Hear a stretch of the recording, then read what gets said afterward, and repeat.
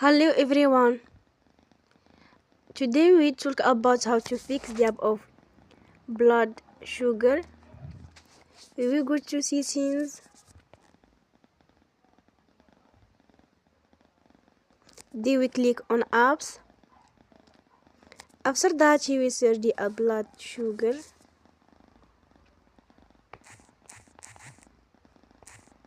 And then we click.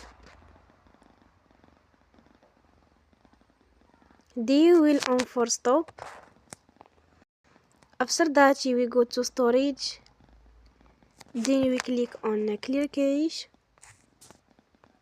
In the end, turn off your phone and you will recharge your phone again.